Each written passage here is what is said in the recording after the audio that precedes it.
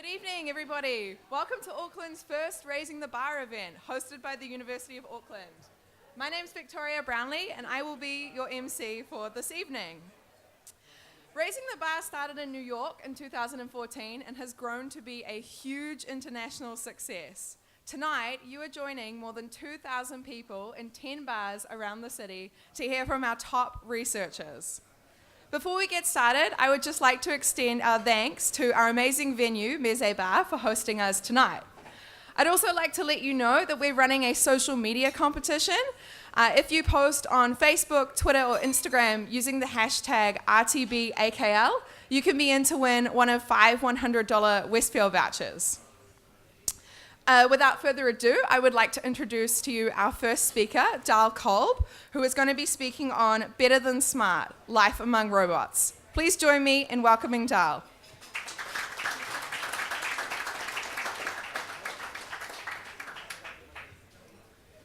Thanks, Victoria, and thank you all for coming out this evening. It's great to see you here, and this is a little bit new for you, perhaps, certainly new for us. We have great lecture auditorias, we have great teaching rooms, and it's great now to see a crowd like this out in a bar like this. Despite my just off the boat accent, I've been at the University of Auckland for 25 years, so there's likely to be some, nowadays I see students and former students often in audiences like this, and if you are a student or a former student, it's nice to see you here, and thanks for coming out. My research has been on connectivity, which means over the last 15 years, I've been looking at social use of mostly social media and devices and tools. But in the last couple years, I've been asked to give talks on the future of work. And when I get asked to give those talks, as I was doing, say, for example, last year, we were in Melbourne and Sydney. If you give a talk about the future of work in the last couple years, it inevitably ends up talking about automation and robots, and then it inevitably, at least in Australia, ends up looking at job losses and our robots taking our jobs. And frankly, it gets pretty depressing at the end of the week. And that's not just being in Australia, that's just depressing. So when we talked about tonight's topic, we began with our robots eating our jobs, and I thought, uh-oh, here we go down. And if we do that with a lot of alcohol, that could end up being very bad. And also, I figure you know the answer. Are robots eating our jobs? Answer, yes. Are there any robots in the room? I'm sorry, I don't want to cause any trouble. A few cyborgs in the back I see there. So what I proposed was to ask a different question, and then you and I can have some Q&A about what your thoughts on this question is if robots are a reality and automation is a reality, what are humans good for? Or what does life look like among the robots? So that's what I want us to think about this evening. You would possibly expect that I'm an artificial intelligence expert. I'm not. We have some of the best on the planet on campus, but they only got me. And I'm not going to look at artificial intelligence. Again, I'm going to look at the people side of robots. The way I'm going to do it is I'm going to tell some stories, a few rants about things that happen out there. I want us to think then about the qualities that humans have and what we might do when we're working in with machines. But first of all, let's get one thing straight. This is not a story of slaying the dragon artificial intelligence or slaying the robots, right? I mean, let's face it. We love our machines. We love them. So it's not about that. It's about a story for a quest for something that we can be, being better humans. But just to remind you how much we love our machines, I was thinking about this, that in 1982, I was living in Santa Fe, New Mexico, and we lived in a little casita, and our landlord who lived next door was an author. He actually worked in New York and then went to Santa Fe. And John Neary was his name, a great guy, and he one day bought a word processor. I think it was like a K-Pro or something like that. Now, this was not an internet-enabled machine. This was just basically a glorified typewriter. And it was all mystical, and it sat there. And one day, though, I announced to John, I said, you know, John, I'm going to be the last generation that will never use a computer.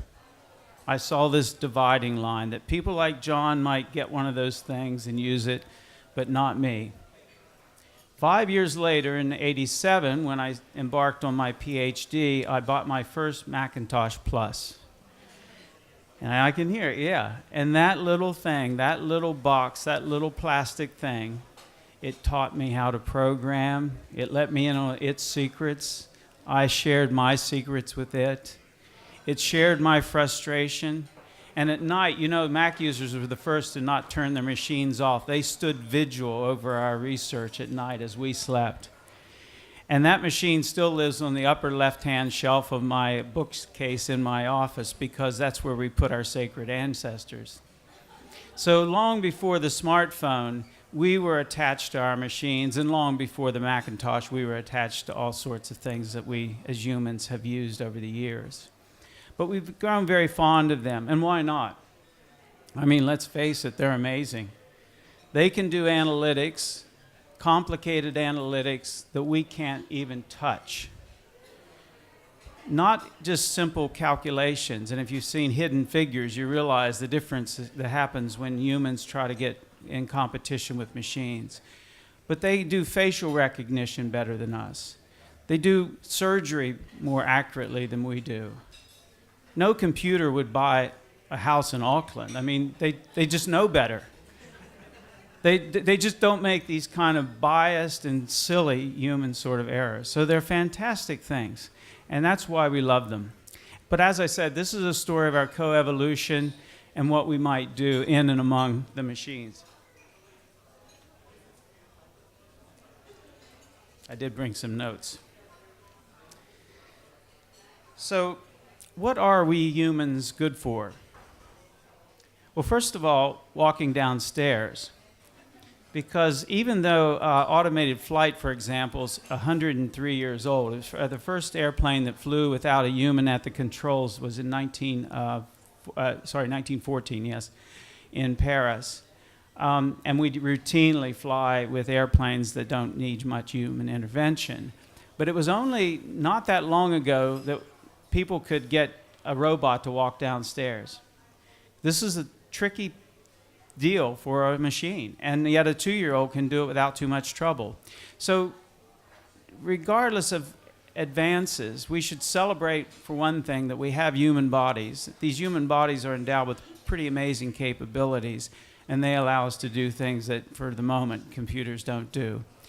There will come a time when computers are doing interpretive dance, but I think it'll be a little bit clunky.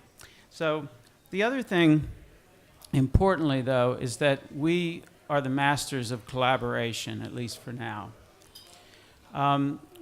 There's a theory that we developed large brains relative to our physical size because of our need to do and our developed ability to do cognitive tasking. There's a counter theory to say that we grew those large brains to do complex problems, but they weren't cognitive problems, they were social problems. Who has power around here? Who runs this tribe? How are we going to have an intertribal diplomacy? These are actually complex social problems that some neuroscientists believe we developed our large brain to deal with. And we do have a favoring of social ability, and again, collaborative learning is still one of the areas that I think we slightly surpass machines.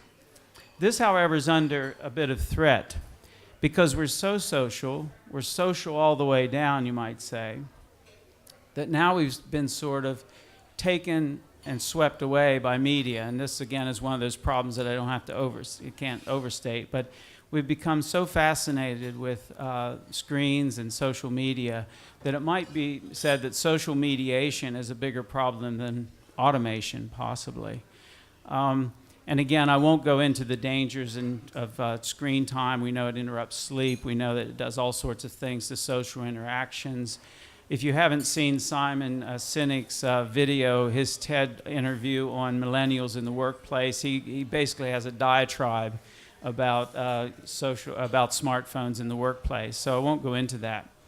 But actually there's a comedian, Aziz Ansari, who wrote a book on modern romance. It's actually quite clever. I mean, he's a comedian who's written a very good sociological book.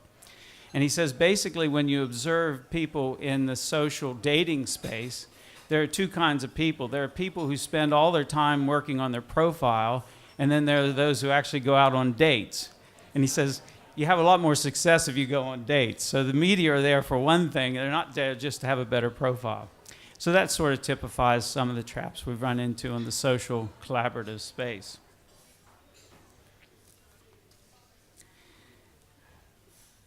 A few weeks ago, 2 weeks ago exactly, I was in Vietnam with a group of our MBAs. We take actually both cohorts of the Auckland MBA to Vietnam. And this group it's not just a study tour and it's not just a junket. And if you're married to one of the MBAs, it's not just a study tour, it's not just a junket. But it's actually the culmination of a year's worth of work. All the desk research and a lot of the preparation and entire course is done in advance of the study tour. The students have done on behalf of a New Zealand product. They've actually taken a real product that you would recognize in the market here for a real New Zealand company, taking it into, in this case, the Vietnamese market. So we get up to Saigon, and after all of that pre-work, we had some startling discoveries. And one of them was that one group had a beer label there, craft beer. And it turns out they thought the perfect customer was this guy who was 34 years old and upper middle income, et cetera, et cetera. The only problem was that there was an equally large demographic of the female version of that same persona, and they completely missed half the population. And so in market, it took them a second to figure out that women were drinking beer too. Another group had a product which, for all intents and purposes, was goat milk. It was powdered goat milk. And it was going to be pretty dire to sell goat milk powder into that market until they discovered that goat milk is actually a health supplement to women in Vietnam. And it changed everything. It changed the price point, changed the marketing, changed the packaging. It changed everything about that product. Now, these are simple observations and simple and done by admittedly focused business students. But that understanding of another culture is still just absolutely invaluable and generally only available to us if we either travel and or we pay attention to what others do think and are willing to accept that others are different from ourselves. And cultural intelligence, which is one of the reflective pieces that group is asked to reflect on and write an essay, in fact, I'll go home and mark them this week, is all about their enhancing their ability to understand different perspectives and to challenge their own thinking. And in a world of increasing tribalism and nationalism, I think we cannot overstate our need to continue to be able to build contact and connection with others who are different from us. Now, the other thing that humans are pretty good at, and this is going to be a little bit of a rant, humans should be pretty good at contextualizing information, right? You tell a computer things, it just all sort of stacks up in patterns. But years ago when I moved here, first thing we did, of course, is get a telephone, and we had this telephone for every year until 2 or 3 years ago, and every month we paid our telephone bill, and that was good. And until about one day I bought a new Macintosh, and in getting the new Mac up to speed, I blew through my data cap, because now we're in the world of broadband. So the broadband cut out on us, and out at Bethel's Beach, the broadband isn't flash on a good day, but it was going to take like forever, and then it just dried up. So I called the provider. First they got me onto a technical help desk, not very helpful. They got me back to a New Zealand-based help person. And this was her response. She said, yes, we have this happen all the time when people buy Macs. It was that specific. She understood my pain, my problem. She said, when it happens, we give people a forgiveness of that data cap once in their customer life. And you took yours when you got your other Macintosh. 5 years ago. And I thought, okay, now surely she's listened to what she just told me. It was a 5-day gap until she could reset my data. And you can imagine the moral dilemma I was in. Do I continue to support this kind of stupidity? And by the way, a machine would not have made that mistake. A machine would have done the math very quickly. This guy's paid all this money all these years. He's probably going to pay this much money this long. They know about how long I was going to live. A machine would have given a better contextual answer. And when humans can't say, you know what? Hey, take 5 days worth of data, bless you, and keep sending the checks. So I had to switch providers because we can't reinforce and support that kind of business practice. That was one of my rants. Put it another way, IBM's Watson can make a highly accurate diagnosis of an illness, but only an attending physician can sense the patient's will to live. Which brings me to my other human characteristics, and that is compassion. Health care in particular means just that, caring for people, even while using intelligent systems to understand, diagnose, and provide telemedicine, for example. I think that as we grow older, the baby boomers are going to probably be the first generation to very happily take sensor readings or take information from a tablet, provide health data through a sensor. I don't think we'll have any problem with that. It's just when it comes down to that last 24 hours that we're dying, we're going to want someone holding our hand, or maybe that last week when we need to kind of get our affairs in order. So there's still a huge demand for caring and compassion, not just in health, but certainly in health, even though the computers can help us a long way in terms of the understanding, the diagnosis, etc. And this would be my other rant. There was a report written by Josh Barron and Burson, of Deloitte, and this was his observation about work in organizations. He says the future of work is not simply about using technology to replace people. The real future of work issue is all about making jobs more human, redesigning jobs, redesigning work, and redesigning organizations so that the people side of work has even more importance and focus than ever. And this brings me to my recent rental car experience. I travel a fair amount, it seems like most academics in New Zealand, and I was landed in a city in the US, and happened to be Washington, D.C. I get out of the plane, I'm pretty tired when I get there. I show up at the rental car place because my parents live up in the Appalachian Mountains, a couple hours from there. The guy's very smiling and happy, and he kind of works through getting information from me, information that I'm sure could have been retrieved elsewhere anyway. And then we get to the insurance questions. And I'm thinking, okay. And it basically became a story of extortion, you know. You don't know how badly you could be sued in this society. Oh, well, okay, maybe I'll just brave it. I'll just take my chances. I'm almost a Kiwi. And no, you could really be sued bad. You know, basically, it's just the mafia. And the other thing is that we started out being quite friendly at the beginning, and near the end, you know, I was just over it. And finally, I signed up for something. But as I was leaving, I was thinking, what a useless piece of work for a human to do to another human. This guy was an intelligent person. He could have said, well, look, Dr. Kolb, we've got all your information on record. We know your desires to have or not have insurance. And we just hope now that you'll enjoy your trip. And we've selected this car. And if you need any local information, that's fine. If not, that's fine too. And I would have just felt so good about this rental experience. So an organization that dumbs down, by the way, this would never happen in your organizations. You would never have perfectly capable humans taking data off of other humans and looking down at their screens while they do it. I mean, that's one of the problems, you know, about taking data from people. You lose eye contact. And they lost a customer, essentially. You know, I remember that I don't remember half the rental car companies I use, but I'll remember that one.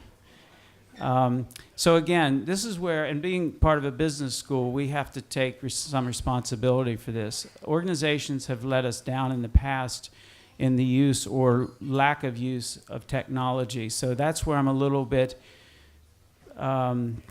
I could be more optimistic about our use of machine intelligence. Take flexibility that is allowed with smartphones and mobile technology and ubiquitous computing. One of the things I noticed is these beautiful restaurants we have in Auckland, amazing cafes, and how much work gets done in cafes here? Not that much compared to other places in the world.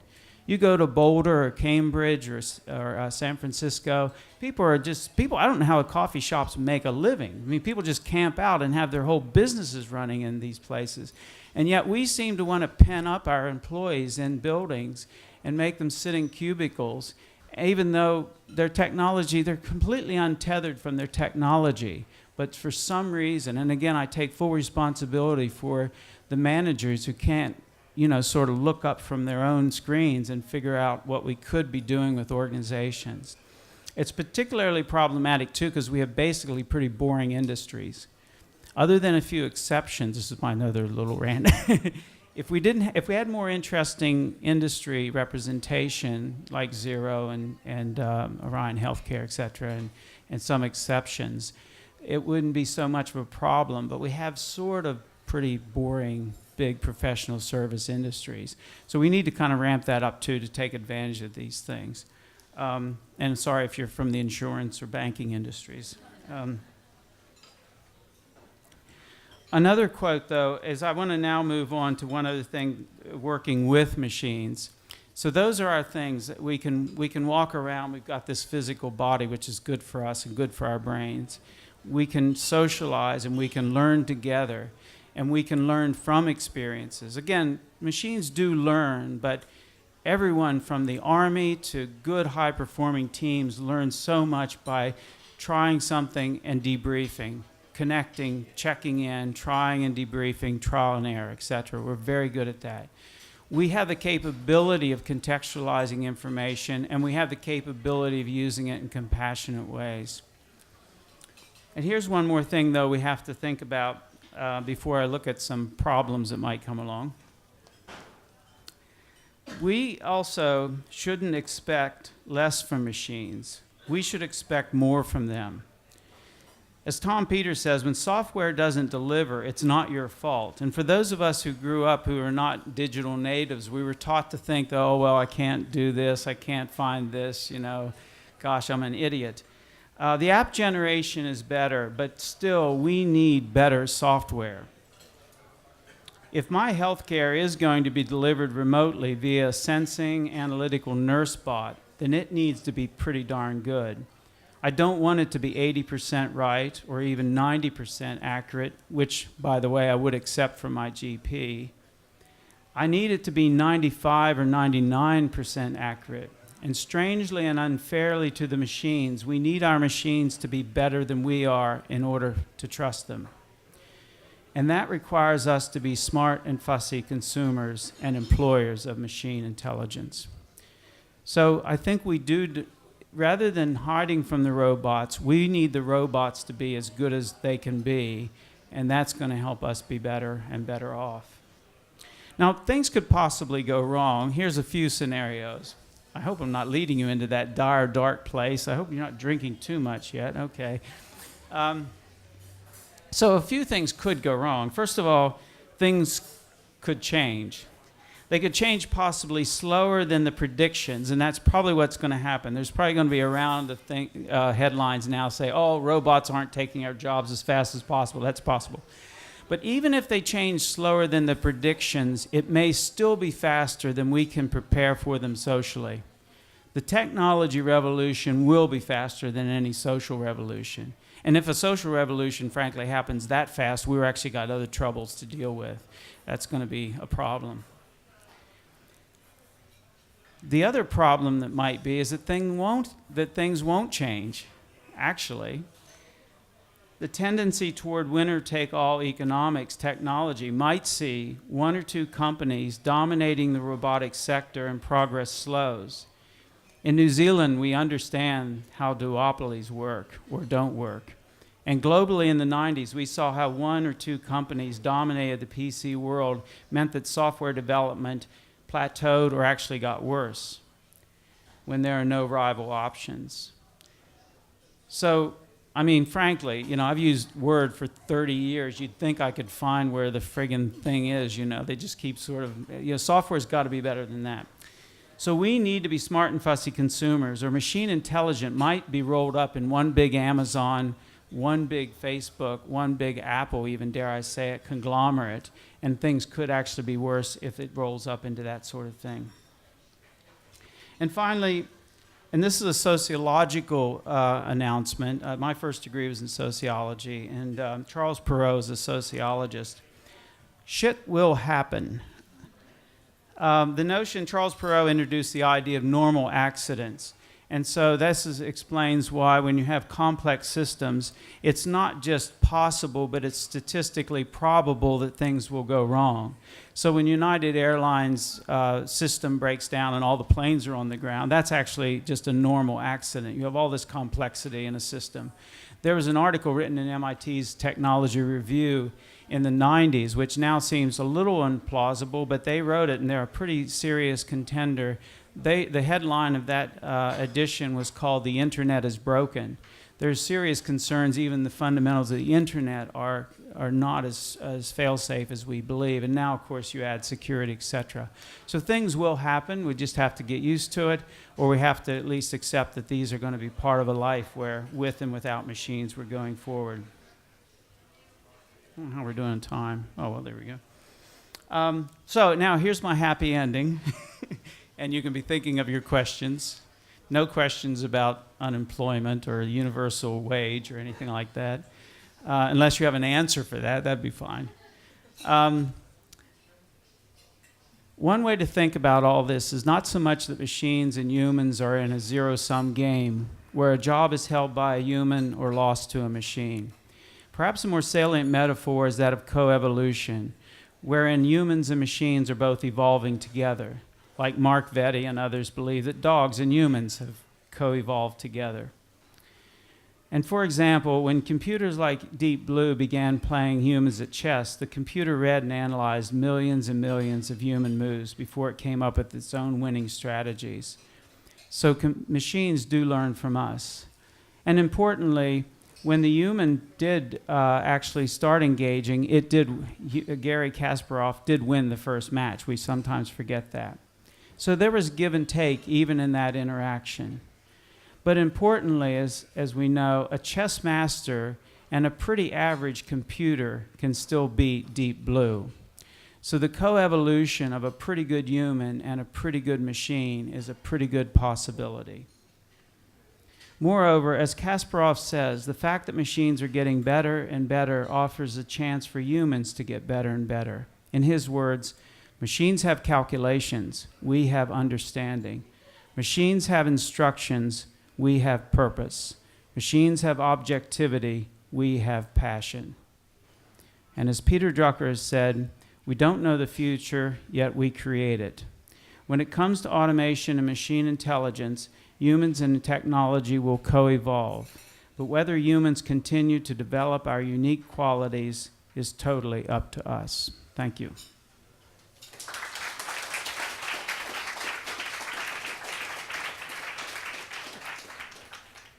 Questions?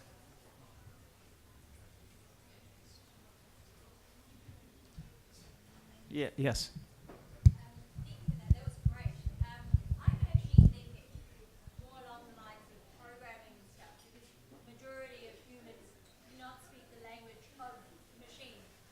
So, what are your thoughts on that? Do we all have to become programming experts, or do we simply have to trust that the machine will do as it's told by someone?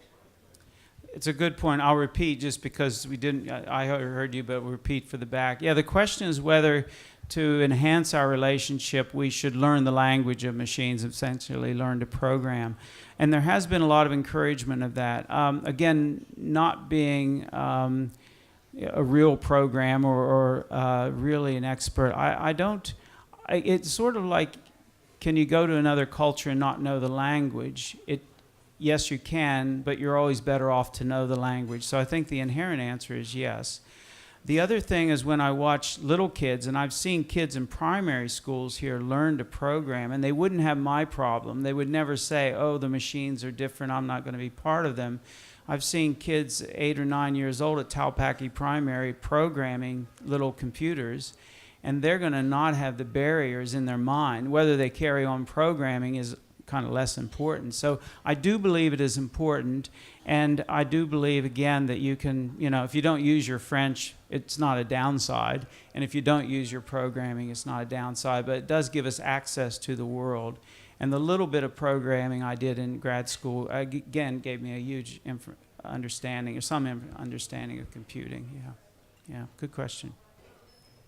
Yeah. Thanks for that. So you mentioned that people are still working in their cubicles in front of within the same workspace. One of the concerns there is that if you have people working from home, sharing a physical space can foster loyalty to the company and connection amongst working teams. If we're losing our jobs and our workspaces, we might lose that connection that we get from work. And I just wondered if you have been seeing examples now of people working with technology but still fostering personal human connection when we're not necessarily in the same physical space. Yeah, okay. His point is that making people work together has some benefits because, again, it is true. We are social animals. And again, as I said, collaboration is enhanced. And I'd be the first to acknowledge that. I think a couple of things about that. One is that what I said was what I'm encouraged would like to see more of is flexibility around it, not one way or the other. I mean, Marissa Meyer famously bringing the Yahoo folks on campus was actually maybe a good thing for that company at the time, even though it was very radical because they had to overcome some problems. But it's probably finding the middle ground. So maybe people are working at home 1 day a week and not 5, etc. The other thing about flexibility and the other thing is you can't keep people away in a sense. If you said don't ever come in here, I mean, then most people would miss their colleagues and actually would show up. I mean, if their jobs have any meaning at all, most of us would show up. The way I actually treat my flexibility is that I do all my writing at home and don't like to be interrupted when I'm doing that. And when I'm on campus, I expect to get 0 work done. It's just, I get 0 writing done for sure. I'm just there to have meetings, to connect with people, and to do other roles. So again, it's pretty easy to sort of sort those things out. Another factor is that people often complain about the need for talent. And here's a hint. If you need people who are going to be reliable, fairly savvy on computers and won't be goofing off, hire some senior people. Let them live let them live in the hinterland or the countryside. Don't make them commute. Give them a job and pay them a low wage. They'll be happy. It's like, everyone wins. Again, I think we've just not been very creative. We're still trying to get a 30-year-old to sit in a cubicle instead of looking at it, who else could do this work, etc. Yeah. But there's still trade-offs in terms of social, yeah. Yes. How do you see the timeline for the takeover of the machines? So, in terms of, the driverless cars coming in 5 or 10 years. So how would the timeline roll out, you see? What sort of supplies and implications the machine will be doing that? Yeah. The question was about the timeline, and obviously I'm not a futurist. The line that Brynjolfsson and McAfee use, these are the 2 economists from MIT, and if you're interested, that would be one book I'd recommend. It's called The Second Machine Age. They talk about things happening slowly then quickly. So I'm thinking that things like driverless cars, 5 years ago we'd have been laughed out of the room talking about it. Now everyone's listening to it. It still may be a slow progression, but it will happen possibly very quickly when it happens. And again, I'm not in a position to definitely say it. And again, I think it'll be geographically different. So, the quality of roads, the nature of transport, et cetera, will drive some of that, so to speak. But when you meet with trucking companies, they say they're having a devil of a time getting truck drivers. So I'm not so sure that the industry will resist it or will have much choice. And so I think the fact that we can have driverless cars or trucks, and again, maybe trucks more so than personal cars, will possibly happen in the time frames that people are talking about, 4 or 5, 10 years, And again, I only use my 30-year time span to say how different things get over that amount of time. It's still maybe 25 years, but it will happen. Yeah. And the other thing that's driving that is, if you've ever been in a Tesla is not just about automated driving, but it's changing just the way we think about cars in the future. And people who would normally poo-poo driverless cars are saying, yeah, but if it's a Tesla, I'm sort of willing to give it a go. Or if it's that cool, I'm willing to give it a go. And so I think there are some factors going on. Again, whether they're doing all of that, I'm not sure, but yeah. Yes?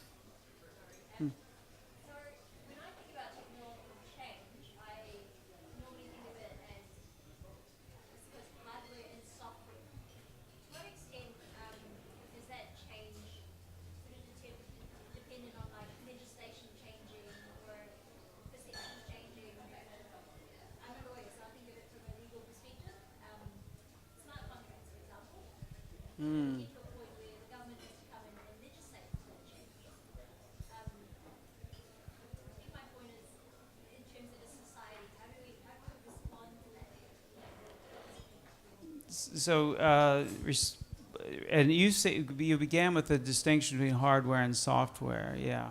And that might be one of those things where the hardware will have an agency sort of in terms of legal sense, or what do you, I'm not... I think the overarching question is, how do we manage that as when we consider how we organize our lives, our careers, how do we gauge the growth of technology that we can respond to it? Yeah. Okay. No, I do. Okay. I think the question is, yeah, how do we respond both ethically and career-wise in terms of this blurring? And again, I think there's this is one of those areas too. And if you get into the health area, you quickly get into ethics, and therefore, and health is generally a regulated aspect of life institutionally.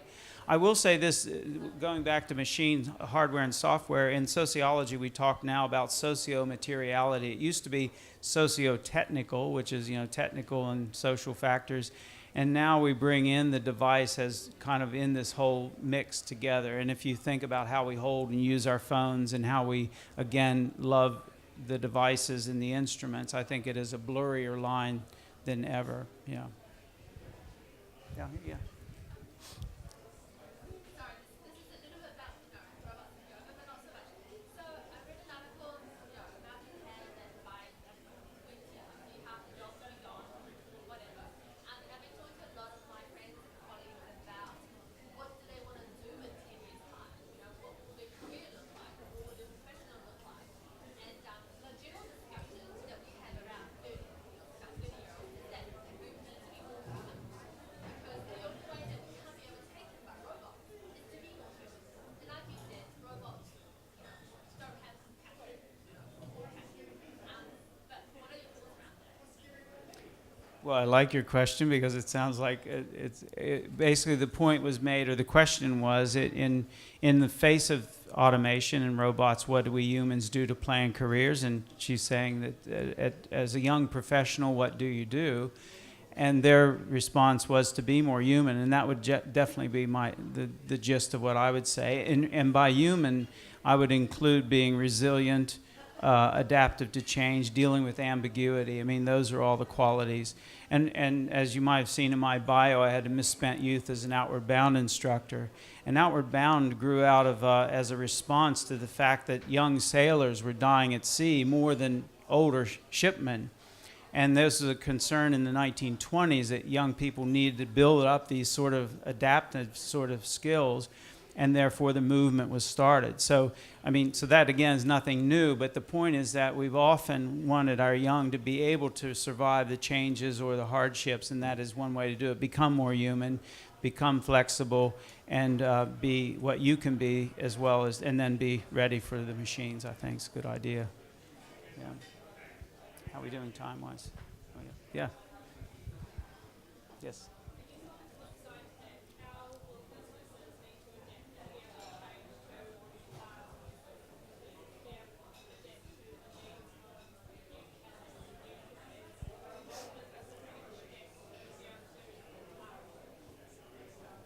Yeah. How should businesses adapt to deal with either the new the new careers or some of these threats? Well, we've been having a visiting relationship with Tom Peters. For some of you who might be old enough to know who Tom Peters is, he's been coming to business school for 4 or 5 years. And Tom hates big organizations. You know, even though he spent a career talking to them and taking their money, he really loves the Mittelstand, which is the German word for the middle-sized organizations. So if Tom was here, he'd say New Zealand's well placed, that aside from the big organizations, we have a lot of small organizations, and a lot of small organizations can bring in the challenge, the adaptability, and be more human. And so that's actually one thing, is to be small. And some of our big organizations are working toward becoming smaller. And then some small organizations are going to grow up too. So I think that's one thing. The other thing is to, I guess, maybe we need more role models too around actual structure. I mean, everyone's sort of got the good coffee and beanbag part of it. But there's actually a little more to sort of figuring out what your basic business model is that's exciting and workable and maybe more human, because just having bean bags and good coffee is, that's sort of not all of it. So I think organizations need to seriously ask those questions. Again, some small businesses do it better than big businesses. But the large businesses in New Zealand, which by that I mean like the Aussie banks, et cetera, they are seriously all over this. They are totally going for automating process because they realize it's just not tenable what they're doing. And I don't say that's going to make them smaller, but they're trying to rethink their process. So that's maybe one answer. The other thing is for entrepreneurs to start up businesses that they really are just different from birth and make them cool, exciting places to be. And we can't say exactly where the technology is going, but again, the work will be interesting on the way through, at least. Okay. Yeah.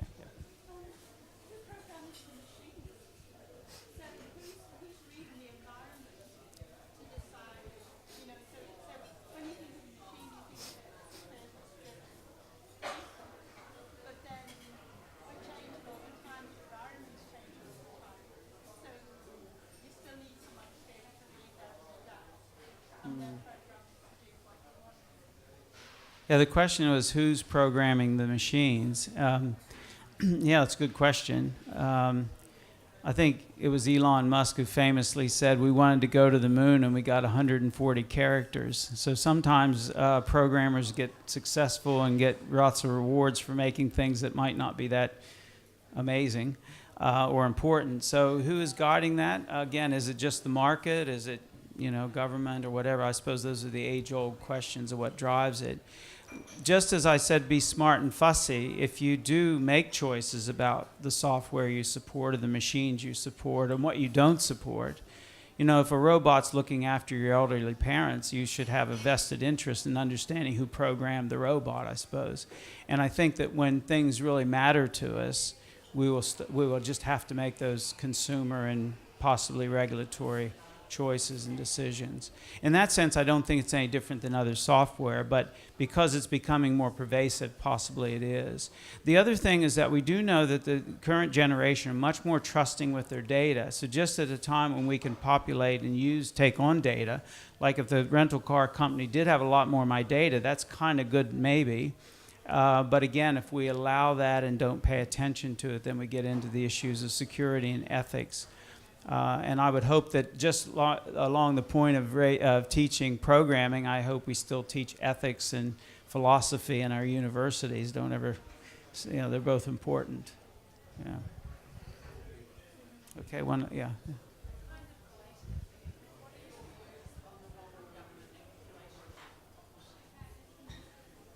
The role of government in regulation. I guess I haven't given it too much thought. I'm not a policy person. What's your view on it? I am a teacher. I can still ask questions.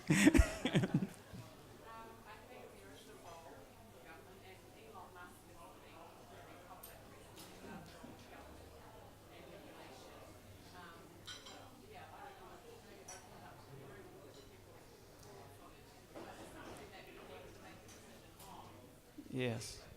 Yes. Yeah. We probably do, and I guess the question is whether and what part of government would have a role and what kind of questions they would regulate on. Yeah. Does anyone have a case in point where regulation has been brought up or been contentious? I think self-driving cars is one of those areas where there's more of ethics, and then and since roads are regulated and driving behavior is regulated, that's probably one of those arenas where people say, wait a second, how safe does a car have to be before we can release it, et cetera, for lots of reasons, including the government's interest. And the same with governments are very involved in data security as well, I suppose would be another issue. Yeah, yeah. Oh, yeah, yes.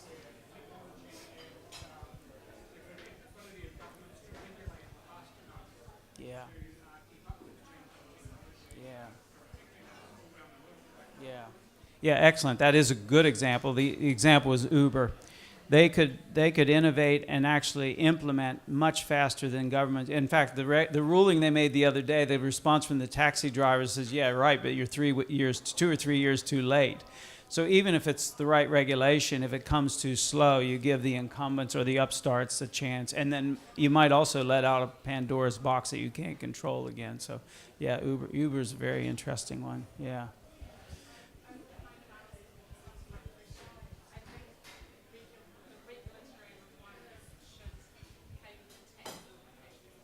Mm.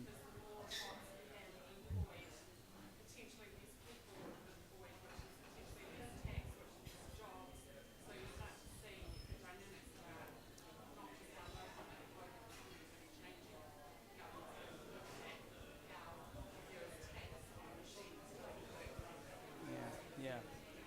Yes, that example is taxing machines, and that has been put forward as a notion idea that if you take 100 people out of a factory and put in 50 robots, you should still be paying because the productivity gains are associated with the robots, and there should be a taxing on the robots too. So they're just another entity of work, and we treat it accordingly.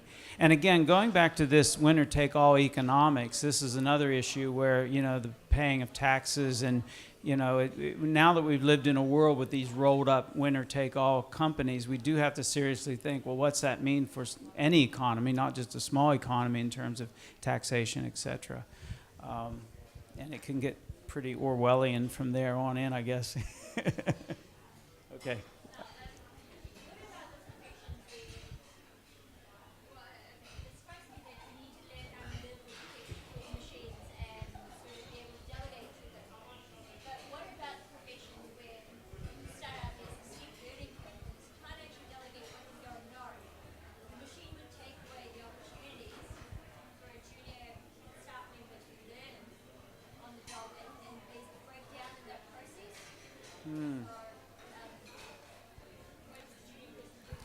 Yeah, so the point was made, maybe we can teach machines, but it's harder for them to teach us. Is that what you're saying, sort of? Or it takes away our opportunity to learn, yeah.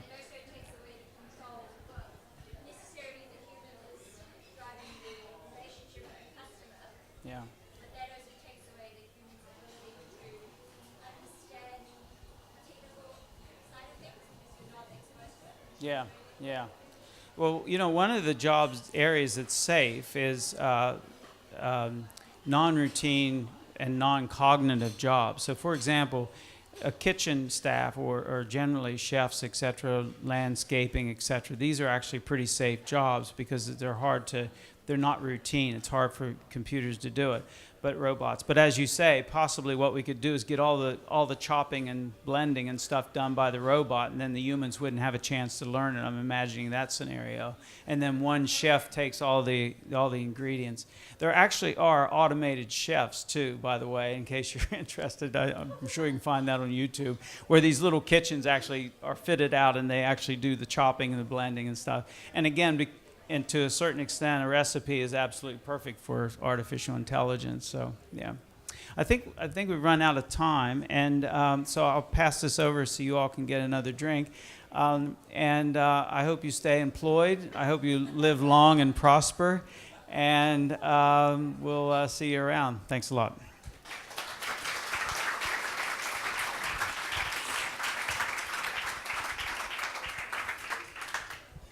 Thank you very much, Darl, for that wonderful and insightful presentation. I'm sure everybody really enjoyed that as much as I did. That brings the first half of the evening to a close. If you're registered for the second talk, feel free to take this time to refresh, get some food, maybe a drink, and don't forget to sign in again before round 2. If this is the end of the night for you and you're needing a ride home, the Zoomy app is offering a 20% off discount for Raising the Bar guests. All you need to do is download the app and enter the code RTBAKL, and you can get 20% off your ride home. The next talk will begin at 8 p.m. See you then.